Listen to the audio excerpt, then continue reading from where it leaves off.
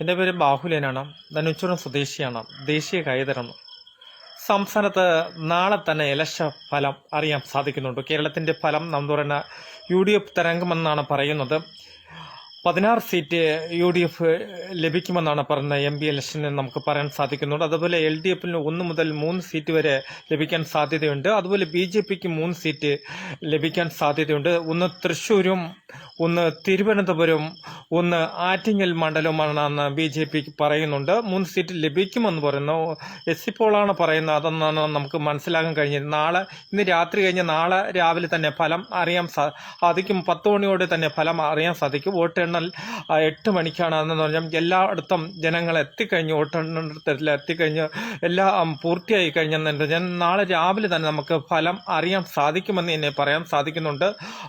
UDF തരംഗമാണ് കേരളത്തിൽ. 16 seat കിട്ടുമെന്നാണ് പറയുന്നത്. ഏറ്റവും പ്രധാനപ്പെട്ട വാർത്തയാണ് എൻ്റെ വാർത്ത ഇപ്പോൾ നൽകുന്നത്. നമ്മളും നാളെ വാർത്ത ലൈവ് ചെയ്യുന്നുണ്ടെന്ന് തന്നെ പറയാൻ സാധിക്കുന്നു. ഏറ്റവും പ്രധാനപ്പെട്ട വാർത്തയാണ് ഈ രാത്രിയും നമ്മൾ പറയുന്ന കേരളത്തിൽ UDF തരംഗമാണ് മുന്നേറുമെന്നാണ് നമുക്കിപ്പോൾ എക്സിപ്പോളുകളെല്ലാം ഫലം പറയുന്നതെന്ന് നമുക്ക് മനസ്സിലാക്കാം. BJP ആവേശമായ മത്സരമാണ് തിരുവനന്തപുരത്തും അതുപോലെ തന്നെ തൃശ്ശൂരിലും അതുപോലെ ആറ്റിങ്ങലും മത്സരിക്കുന്നെന്ന് നമുക്ക് പറയാം. അതും എക്സിപ്പോളുകൾ പറയാൻ തുടങ്ങിയിട്ടുണ്ടെന്ന് തന്നെ പറയാം. ആവേശമായ മത്സരത്തിന്റെ തുടക്കം ഇന്ന് രാത്രി കഴിഞ്ഞ് നേരം വെളുക്കുമ്പം തന്നെ ഇലക്ഷന്റെ ഫലം അറിയാൻ സാധിക്കുന്ന ഇന്നൊരു രാത്രി കഴിഞ്ഞ് നേരം വെളുക്കുന്നതോട് തന്നെ ഇലക്ഷൻ ഫലം അറിയാൻ പറ്റുമെന്ന് ആവശ്യമായ വാർത്തയാണ്. എല്ലായിടത്തും ചാനലുകളിലും ആൾക്കാർ എത്തിക്കഴിഞ്ഞിട്ടുണ്ടെന്ന് പറയാം.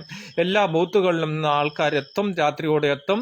നാളെ രാവിലെ തന്നെ ഫലം അറിയാൻ സാധിക്കുന്നുണ്ട്. ആവേശത്തോടെ തന്നെ കേരളവും ഇലക്ഷൻ ഫലം നമുക്ക് MP ഇലക്ഷന്റെ ഫലം നാളെ രാവിലെ തന്നെ അറിയാൻ സാധിക്കുമെന്ന് തന്നെ പറയാൻ സാധിക്കുന്നുണ്ട്. എൻ്റെ വാർത്തയ്ക്ക് വേണ്ടി തിരുവനന്തപുരത്തു നിന്നും ബാഹുലേ. നമ്മൾ നാളെ ലൈവാണ് നൽകുന്നതെന്ന് പറയാം.